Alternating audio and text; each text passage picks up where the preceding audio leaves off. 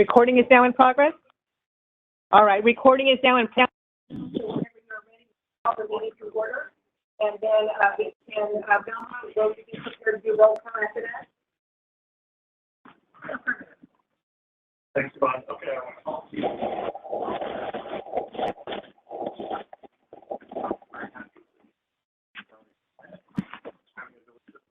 Thank you again for that. I'll turn it back over to you.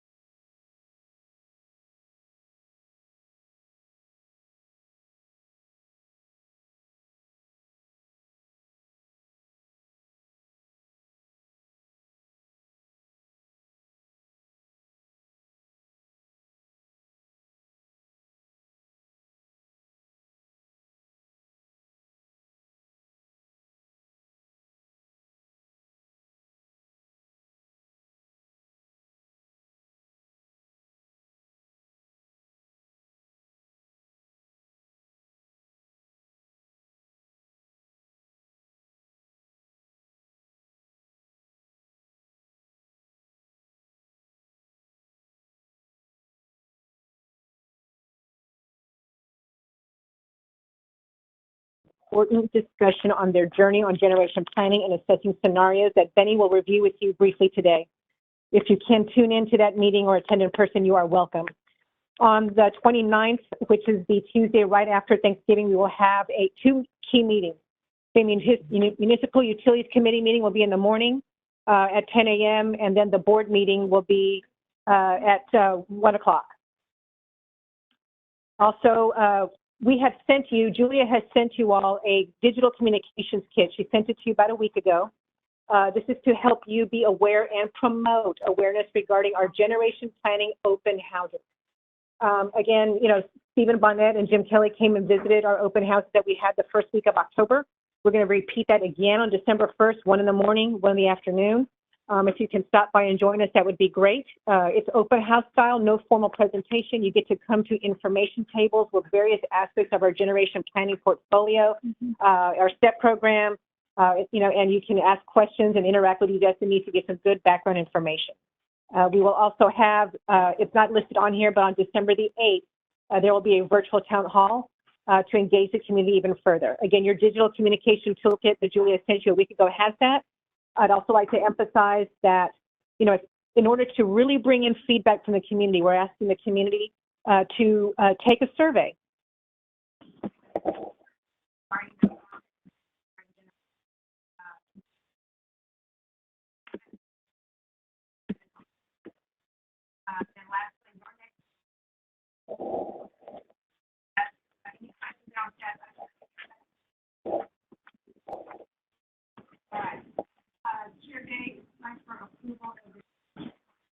Here's a discussion. Here's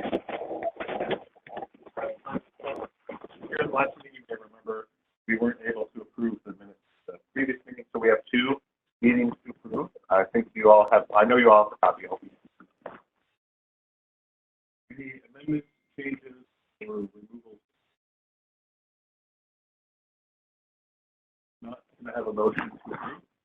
Bring it up. Thanks, Bob. All in favor, say aye. Aye. Any opposed? Okay. Thank you. Wait, excuse me, I couldn't hear what was being voted on. Okay, well, thank you. And folks, welcome to Bronze. Cannot hear.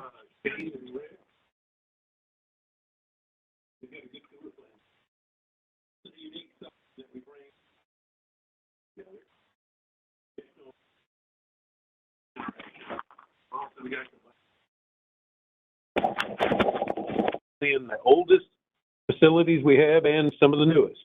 So it'll give you a good view of things. We've got a brief presentation prepared for you today that I'm going to walk through. Just really give you an update on our, are we okay? They're having a little trouble hearing you. Would you like to hold it maybe closer to your? Okay, good. Yep. Sure. As a mic. Okay, as a mic. Is that better?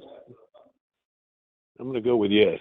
Okay, so anyway, we got a brief presentation prepared for you. I would like to give a special shout out to that survey Yvonne mentioned. Please, please, please take an opportunity and fill that out if you can find the chance. we would appreciate it. We want as much public input as we can get. At the end of the day, anybody can fill it out. Yes, sir. So please fill it out. Let us know what you think. We're a community utility, and we want your input. So thank you. So let me get started, give you a brief update on where we're at. So today we're going to talk a little bit about our RAC journey. We'll talk about the principles behind generation planning and a little bit about our timeline. We started this back in 21 with the formation of the group, and we've made pretty good progress, but we're getting down to the fun part now. From this chart here, you can see, I guess, 2022, we've got the blue bar, adequate generation to meet our needs. I'm going to go with red. It's more of a maroon bar across the top. The lower bar of that band represents our demand, and then the upper is our reserve capacity. Okay, so somewhere in that range is what we typically need to serve our community. As you can see, by 25, we will be pushing into our Flex Power Bundle assets. You may recall a couple of years ago, we started the Flex Power Bundle process, which was basically an open-ended solicitation of concepts, ideas, to provide additional generation to our fleet. We wanted to cast a broad net, and we believe we did that. We're honing in and looking to complete Flex Power Bundle procurement this year. So the orange represents the new generation that we're adding as a result of the Flex Power Bundle as our units retire. More on that in a minute. So you can see out by 27, the amount of available generation declines. Again, by 29, increasing the amount of generation we need to replace. And basically, these units are aging out. Of course, we have to make a decision about what to do. Okay. About our spruce generation, specifically spruce 2. And if you have questions along the way, please ask. Yes, sir.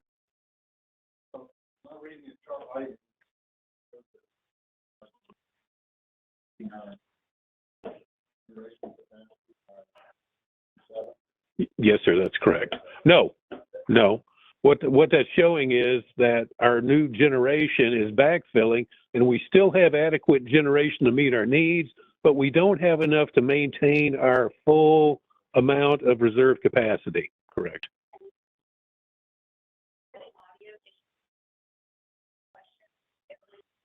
I will do that.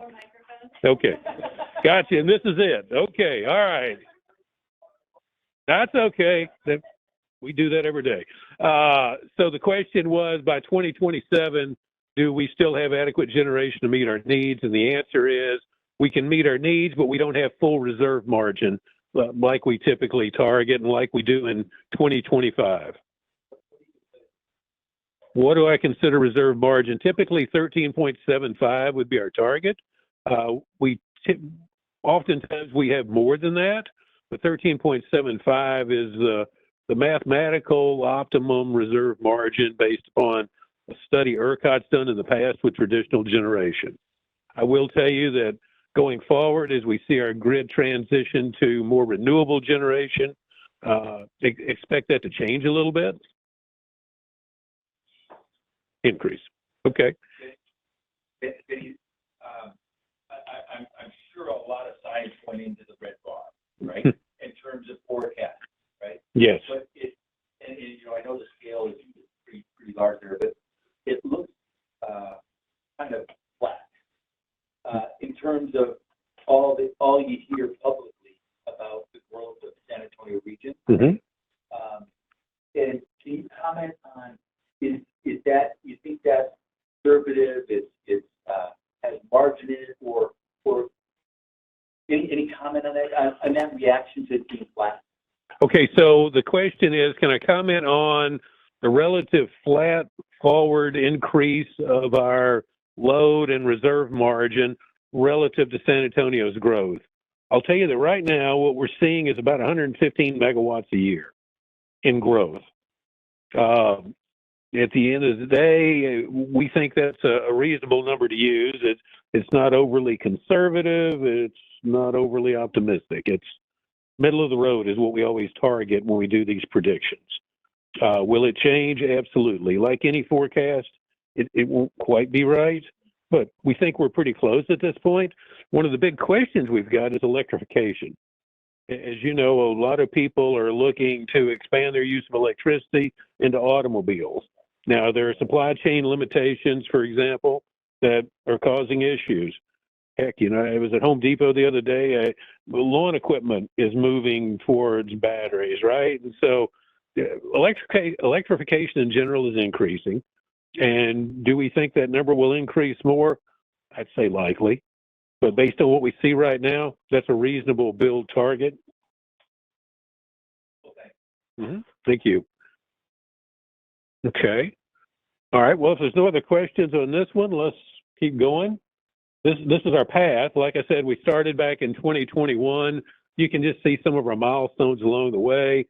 The star is where we're at now, the analysis and results options with the RAC. Like I said, we're getting to the fun part now.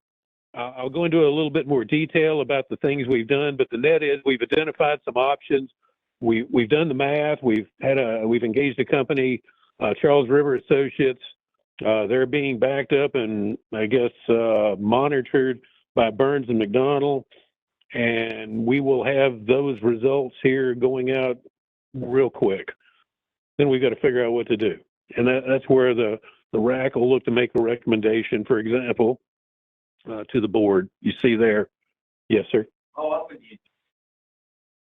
Well, so normally we refresh plans every year, but this is the first time we've done a public process because of I think what's driving this is the watershed event we're seeing in technology and the desire to move to a more renewable future, recognizing that it's more costly, typically.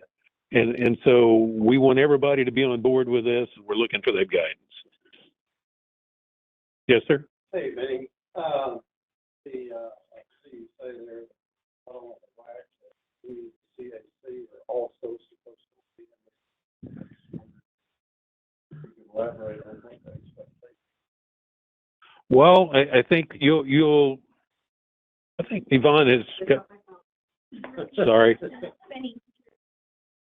Okay, so the question is, how will the CAC weigh in on a recommendation going forward?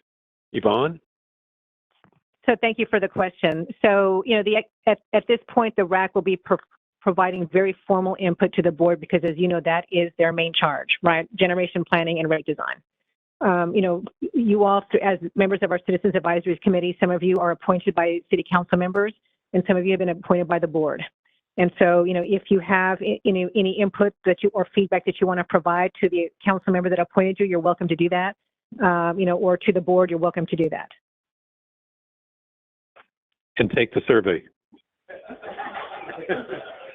Yes, sir. What you're saying is,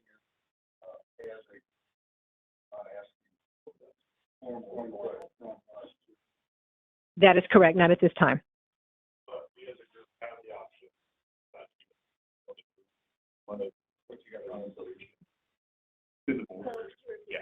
So this is Bill Day. I was saying that if we as a committee decide we want to do that, if we want to put together a resolution, we can. And we're happy to answer questions and provide information to support you. Okay. So let's keep going. The planning process. This slide, prepared by Charles River and Associates, outlines the 5-step process that they recommend that everybody I know uses to do generation planning. You know, the first thing you do is identify your objectives, the target to your left there.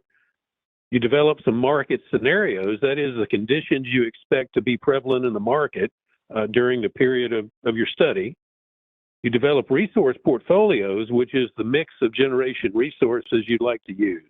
And what you want to do is test different portfolios. So you develop several. In our case, we've got 9. I'm going to show you in just a minute. And then you work through a modeling process.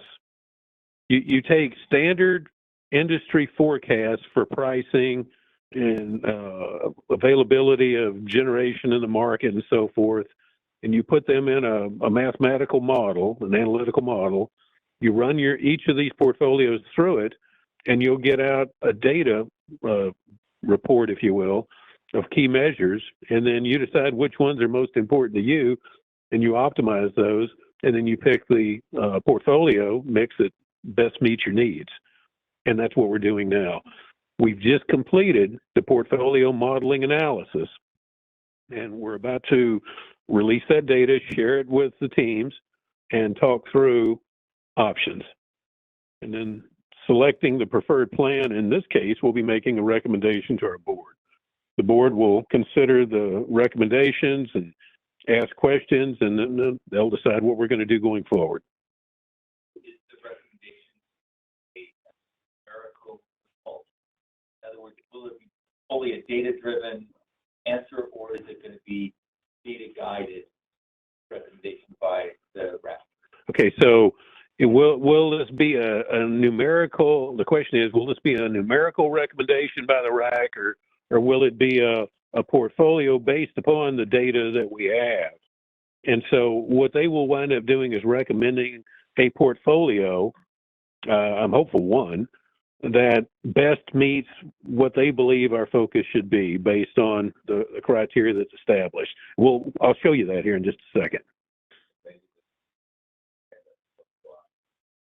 Yes, sir. The question is this a plan that goes out to 2030?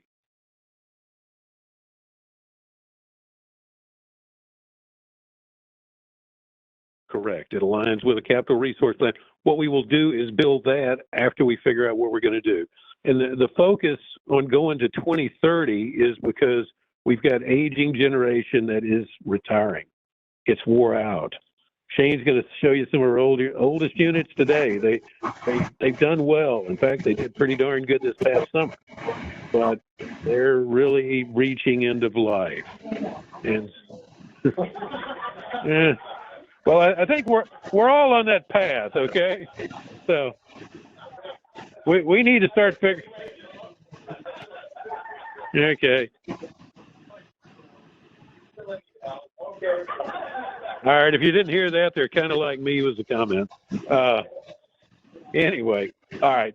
Any other questions on this one? All right, let's go. All right, so planning objectives. Remember I told you you've got to figure out what it is you'd like to accomplish. Well, that's what these are. And the RAC voted on each of these. That's what the boldest letter numbers are below each of the objectives. First one is system reliability and climate resiliency. Okay, well, that's a resounding number one for everybody. Environmental sustainability was 22%. Affordability was number 3 at 20%. System flexibility, 8%. And workforce impact, 2%. So those are the criteria that we're scoring each of the portfolios on. Questions about that? What do I mean by workforce impact? Okay, so some generation resources will employ more people than others. And so that would be the number of employees that we have remain on the payroll.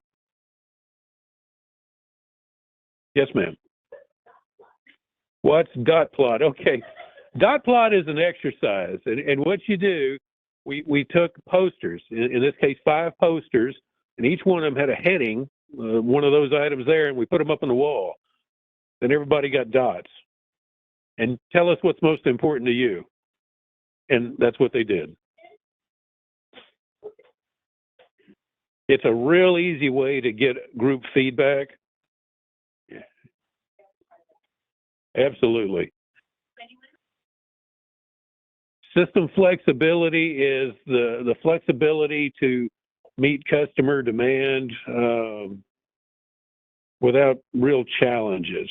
Renewables are intermittent, okay? And so if we were 100% solar, for example, and lacked storage, it would be dark at night. Okay, and so we mix wind in. Neat thing about wind is when it blows good. Today we're 22,000 megawatts, I think we're getting out of wind. By the end of the week, well, by tomorrow, it's going to drop off to about 3,000, and then we've got a cold front coming, it's coming back. So it's very flexible, but our ability to meet load is not so flexible if we're just limited to those resources. So we need other generation, and you're in the middle of a gas plant. We need stuff like this and storage that allow us to increase output when the renewables decrease.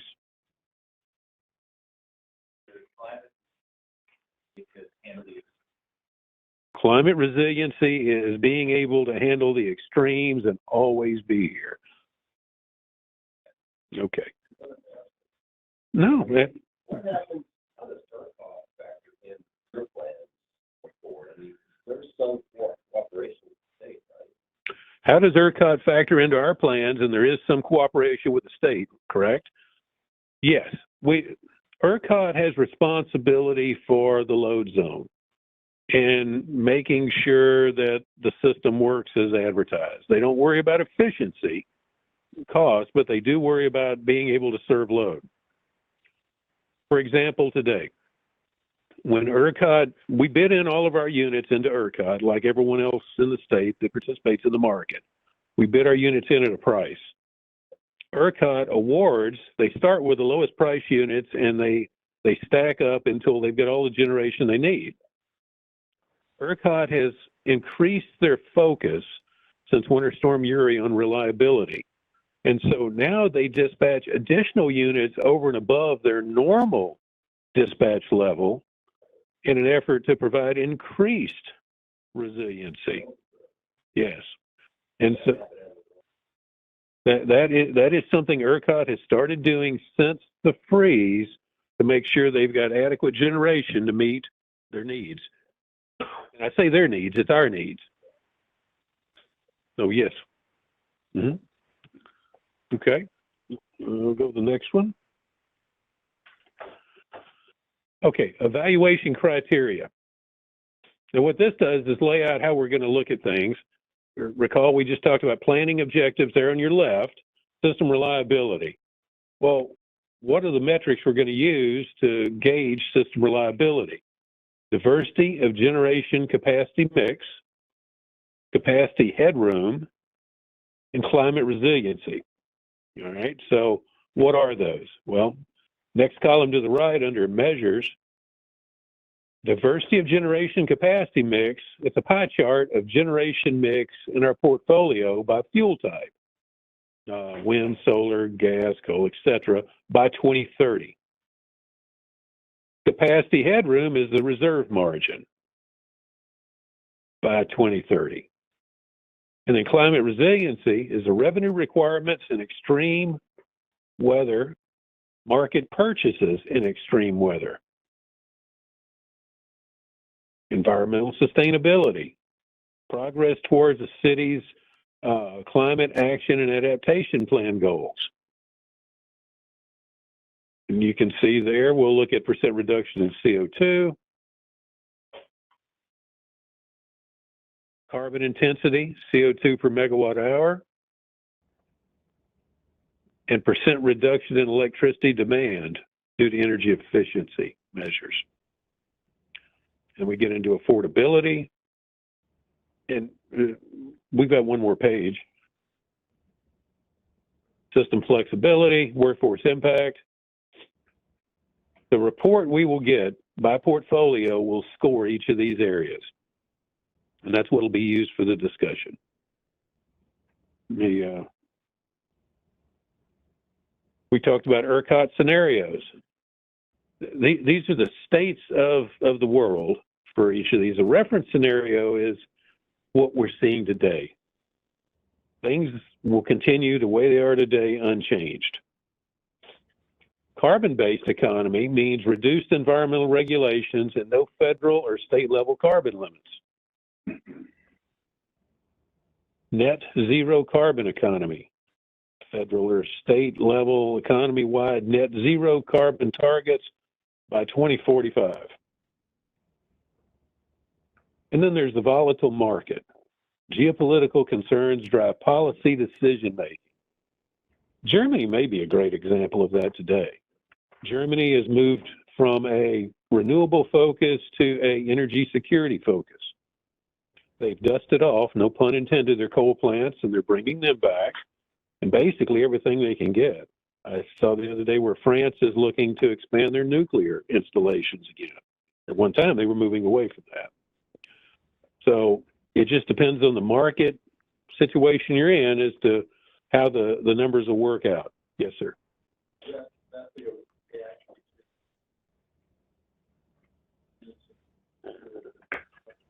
Yeah, the question is that in response to the getting fuel from Russia? And yes, sir, it is.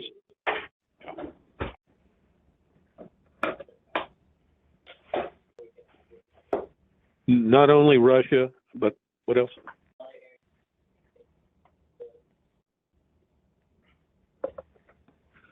Right. Yeah, we've discontinued a lot of U.S. production, so we're pulling it in from other places. We've got delivery risk. So anyway, that's that last option. What you're going to see is each of the portfolios will be evaluated for each of these scenarios, and that will give you a different set of numbers. In some cases, they'll be similar. In some cases, they'll be far apart. But it's intended to fully exercise each portfolio through a series of scenarios to show you the bounds that it can move within. Okay. Variables of key ERCOT scenarios. This is how each one of them is built. So as you look across there, the reference scenario, for example, natural gas prices are where they're at today. Carbon policies, we've got a baseline carbon price. Technology cost, again, where we're at today.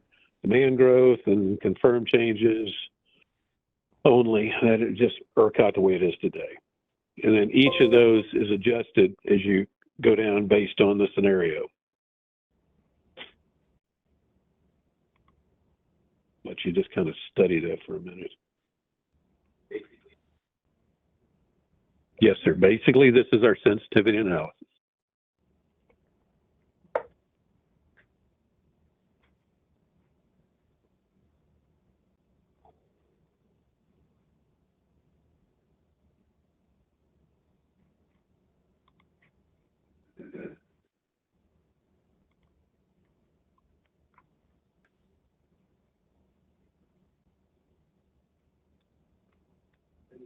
Yes, sir. I guess, I don't know if this is the right place to interject this question, but the proponent of nuclear power, I have to ask, we don't discuss the nuclear portion of the portfolio. I just wonder if maybe if you're going to address it later, that's tackle that a little bit. The question comes in, and where are we going to talk about nuclear? Why don't we get to the portfolios and we can hit it there. Okay, hearing no further questions, how did we design the portfolios? And so you can go there's a couple of different technologies out there that we looked at today. We didn't look at nuclear at this point because of the time required, and we've been down that path before here in San Antonio with traditional nuclear. Small modular nuclear is still a work in progress. We've heard people talk about a COD, a commercial operation date of 2027.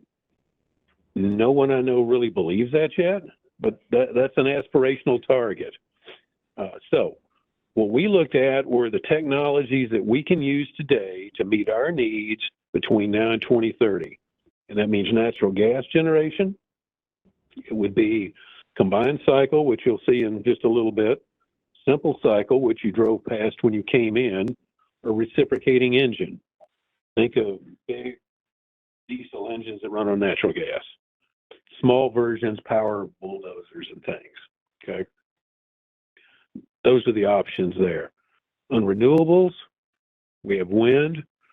Did you want to ask a question? Yeah.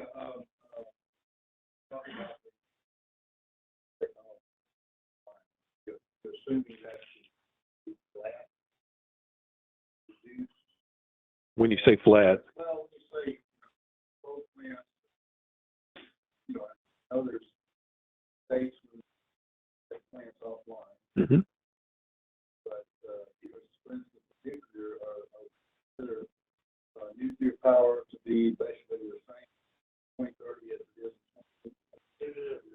Expect that to decrease, or what is the assumption? Okay, the question is, what is our assumption in terms of, say, nuclear power, for example? Will the output be the same in 2030 as it is today, or will it decrease? So we're looking at our CPS Energy fleet, if you will, and we expect our nuclear power capability to stay flat during this time, through 2030. No changes there. Coal is under consideration for conversion to gas or shutdown. Natural gas, we've got the units retiring, the 1,745 megawatts, I think, or something to that effect. Sorry, that will be retiring. We've got to replace that. So that is going down. What we're also seeing in the market is renewables are increasing. People are continuing to invest, and they're building out solar, they're building or repowering wind, and you're seeing storage get added to the market, specifically lithium-ion batteries. Say again? Yeah, okay, thank you. No, by all means. That implies to me that they're moving more, we're cutting back on more of our stable rely on doing renewables. Unless we solve the storage issue. And so the observation is that we're moving away from our more stable generation, and we're moving further into renewables, which have a higher level of intermittency, less stability, unless we're able to move forward with storage and transmission improvements. And yes, that's exactly what it means. So anyway, you've got gas, you've got renewables that you can pick from today, or you can do a blend. And the portfolios were built this way. So let me go to that. And here they are. And along the top, you see portfolio 1 through 9. You've got the technology that is allowed to meet capacity, we call it gaps. And so the first portfolio there is gas only. The second one is a blend of gas and renewables. The third is full renewables. The fourth is a blend of gas and renewables. And then 5 through 9 are all renewables. You'll notice that each of those, there's different retirement dates for our existing resources. Now, a couple of points about those retirement dates. Those are proposed.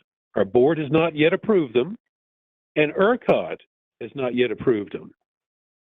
We have to make application to ERCOT, and they have to conduct additional modeling to see what impact taking a particular unit offline will have on the market. And then they have the ability to tell us, no, you can't take that off the market. We're going to contract with you to continue to run that unit.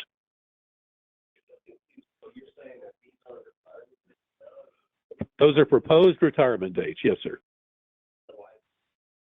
End of life is what those would be.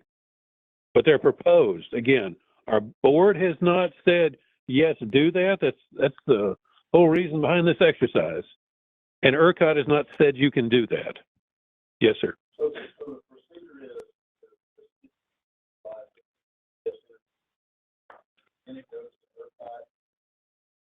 ERCOT. Essentially, yes, sir. Our board will,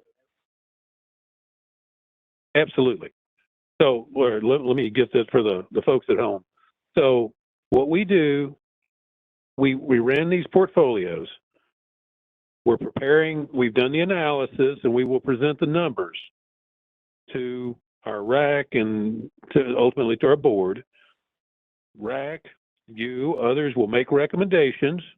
Our board will review the report, and our board will decide which option they believe best meets our needs to provide reliable, affordable, environmentally responsible power to the city of San Antonio. And they will instruct us, our team, to make that happen. We will develop a detailed plan. You know, when you say gas only, well, what does that mean? We'll put together a detailed plan of the different technologies we believe should be used and the quantity. And then we will push that forward to ERCOT. Say, this is what we would like to do. ERCOT will initiate studies, and they will determine based on those studies what needs to be done. The best outcome is nothing needs to be done. Hey, you guys go ahead, good luck. More than likely, there will be changes to the transmission grid. We expect that. Those changes will have to be budgeted and performed before we can do our shutdown. That's why you need to talk with ERCOT early and give them time to work through that process. For example, let's pick one there. Browning 1 through 3, March 2025. Probably not a lot of difficulty there because there's time to get things done. But that's sort of on the ragged edge. Summers 27 shouldn't be an issue. There's plenty of time to get things done there. Yes, sir, that's correct. The question is, these units are all natural gas, and they are. Okay.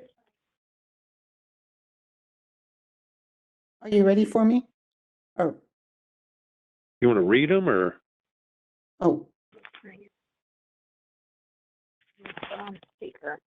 Dr. Cantu? yes, I can hear you. Can you hear me? Yes, ma'am, loud and clear. Okay. Go ahead. Thank you so much. Benny, thank you so much for the presentation. I know I've heard this quite a few times. I always have additional questions. Portfolio 4, as the reading looks at Spruce 1 and Spruce 2, Portfolio 4, correct. I just wanted to point out that that one does not meet the CAP, the CAP standards that are set in our climate action plan, correct? If it shuts down in 47 and then in 65? Yes, ma'am. We would, Okay. under that scenario, Spruce 1 would continue to a 2047 retirement, and Spruce 2 to 2065 on coal. Okay, so just wanted to be sure that everybody's aware that that does not, the Portfolio 4 is noted, but does not meet the regulations or the standards set forth in the CAP. And the second question would be, so really interesting what you're having to say about ERCOT and everything getting approved through ERCOT. Historically, have any places in Texas that are connected to ERCOT done something similar to this, and that ERCOT gave them permission and they changed the grid, transmission, etc.? Has there been any precedent for that? Thank you. Yes, ma'am. Yes, ma'am. Did you all hear the question? Okay. Has ERCOT, have people made requests to ERCOT to close facilities, and has ERCOT worked through their process, made adjustments to the grid, and allowed them to change? Yes, they have. ERCOT has also delayed the closure of a plant in Houston. It was Greens Bio. It caused a lot of consternation in the market, but they did delay that, and the owner had to invest in the plant and do some things, and ERCOT continued to use it for about a year, I think. So it's gone both ways, but ultimately ERCOT will change. It did change in Houston. Is that what you're saying? ERCOT delayed it, but the manufacturer did go and put the changes in.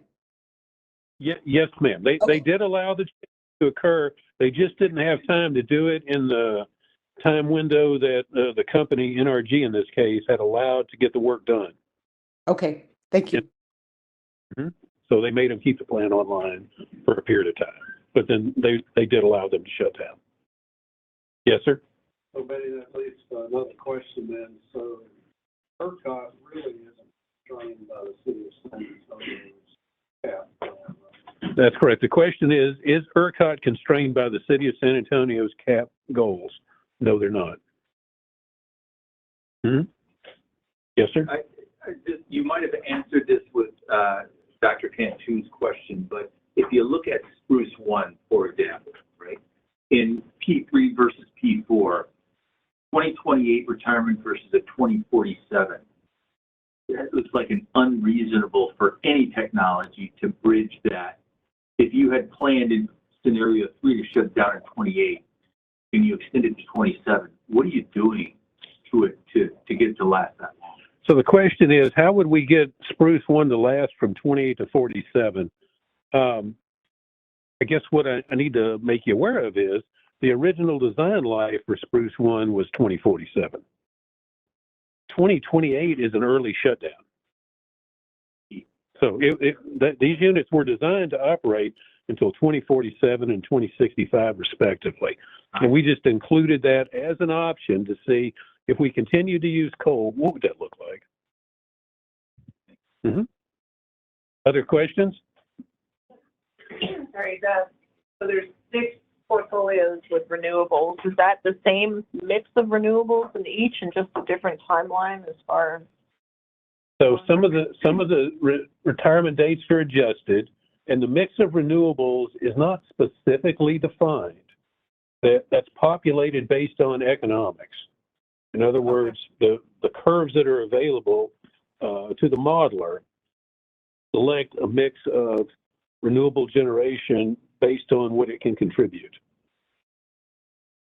But they should be fairly similar. You might have mentioned this already, but what's the megawatts of all these total megawatts? The total megawatts, oh gosh, with all of them. I'm just curious what kind of big number. Well, Spruce 1 and 2 are 1345. This place is 850. Summers 1 and 2 are 830. Yeah. AVR is 560-ish. Rio Nogales is 780. I'm giving you summer numbers because these are air machines, meaning in the winter when it's cold, they can produce more. And you've got about 300 megawatts of peakers there. So yeah, it's a lot of generation. We got a lot of air conditioners. The comment was we have a lot of air conditioners. Yes, we do. Anyway, so these are the portfolios that CRA has done their review on, and then Burns McDonald is in the process of reviewing the work CRA has done. We will be providing the information, the results on each of these based on those metrics we established. And this is just a high-level overview. We started with just the base case, and now we're layering in each of the other scenarios, the net zero and such. Like I said, this is a fun part. This is what we've been working towards since 21, and we're almost there. Don't go back in your slides, but just remind me, the economic driver for each of these scenarios, is it kind of the combination of the capital investment required as well as the cost of operations, or is it just the cost of operations? The economic driver being, so there's an investment and then there's cost of operations. Yeah. You know, you think about sun, fuel's free. Wind, fuel's free. But you got a capital cost to build it in the first place. And so, but the metrics, right? Yeah. For economics are both the capital and operations. Is that right? Yes, all that gets factored in. Yes. And you'll see there on the right, we've got energy savings too. James does that just to make sure we're awake. They flash the lights. Okay, STEP. That's our energy efficiency program. Yeah. And there is a good argument out there that says the most effective megawatt hours are when you never have to produce, because it has no emissions, has no cost. And so that is really viewed as a very good investment. But we can't take everything to zero. Yep. But we can improve the efficiency of our town. And, you know, in the past, when you look at initiatives, you'll see that people will adjust their capability to deliver, but they'll also adjust their demand. And I think that's key for what we're doing. as you transition to renewables, think about LED lighting, for example. The heat load that's taking out, and just the electrical demand. So it's really a good thing. So we have to keep doing those things too. Benny, for the question, this is Adelita Cantu. Yes, ma'am. How, and you may have explained this before, I apologize if you have, in terms of demographics and the population that's expected to increase in San Antonio, how does that figure in to these portfolios? I know it's not by CPS, but it would be by Charles River and Burns and McDonald. But how does do you have any idea about that? What are they projecting in terms of population growth? Yes, ma'am. So the question is, what are we projecting in terms of population growth? How does that factor into our forward forecast? The 115 megawatts per year growth is based on more people moving into the community, but also the increased efficiency of newer construction. Okay, so we've got the older construction in place today. As we continue to build, homes are much more efficient. And so we're factoring that in. And then we've got, absolutely, it's offsetting. So we are factoring in the expected growth, and I think we're talking another 1 million plus by 2030. So we're going to have a lot of people move here. And that's it's straining us in all areas, even road construction. But for us, we have to stay in front of this and continue to expand our capability to generate. We found that in terms of resiliency, reliability, and affordability, if we can control our own generation, we're in a better place because we have less transmission risk, for example. So we're doing everything we can to prepare for that new customer growth. We typically talk about growth customers, right? At least I fall into the trap of thinking households. Yes, sir. And that's not your driver, right? Because if we all of a sudden become a big magnet for bigger industry, right? That's going to impact us more than the people that support those industries, right? Yeah, it depends. We got to be careful with that one. Okay, the question is, what's the bigger driver, people or industry? It's going to depend on the industry and what they're setting up. Data centers suck a lot of power. With few people.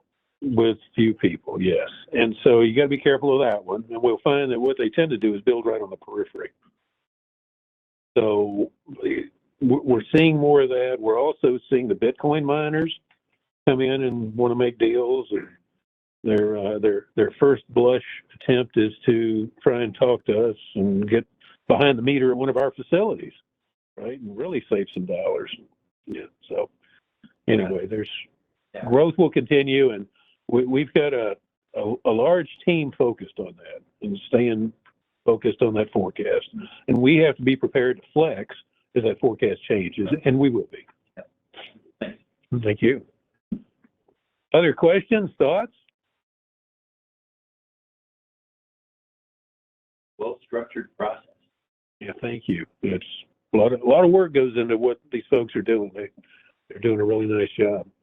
Back to John's question about nuclear energy. So understood that can't be part of the plan to get us to 2030, but is it part of the capital plan for CPS going forward? Is it one of the things that is being considered, either an expansion or new development or these modular growth that you're talking about?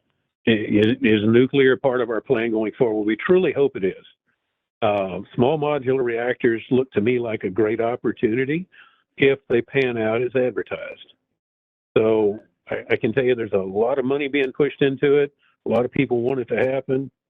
I think it's got a very good chance of being successful, and I think we're in a good position to leverage it here in San Antonio. Also geothermal energy. I had a call this morning with a company we've hired to help us evaluate options here. We've actually got 2 companies on board to help us. And we're going to dig deep into geothermal energy and see what we can do. Maybe we can get a pilot going here pretty quick. Neither one of these will meet our needs between now and 2030. But in the 30s and the 40s, absolutely. And so we've got to start now to make that reality. You probably heard about hydrogen hubs. People want to make hydrogen and then do something with it. Cars, power, whatever you can do. In the power industry today, 30% hydrogen blend with natural gas is about the best you can do and get guaranteed performance. I can tell you companies have run 100%, and they've been doing it for some time. They're just not quite ready to go commercial yet. And we don't want to go commercial early either. And of course, the thing about hydrogen is it's first and foremost energy storage. You have excess renewable generation. If you want to make green hydrogen, it has to be renewable.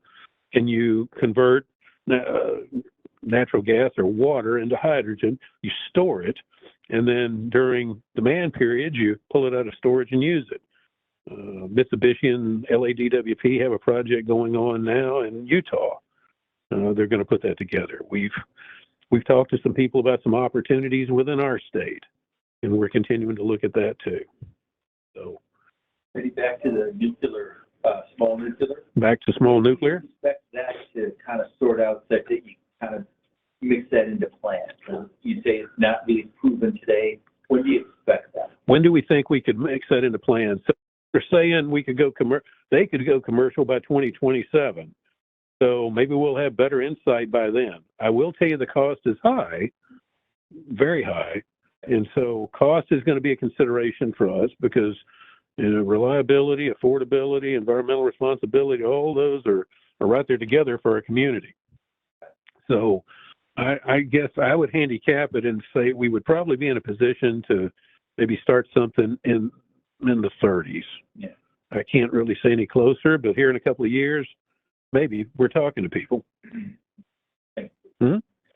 Any other questions? Because I think it's time for us to move on to the tour. So Benny, just real quick, if you want to flash the timeline real quick on the screen, the next slide. This is our final slide.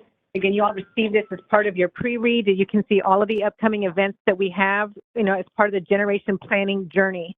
And again, this presentation that Benny just gave you, this was given to the Municipal Utilities Committee meeting 2 weeks ago, the committee members 2 weeks ago.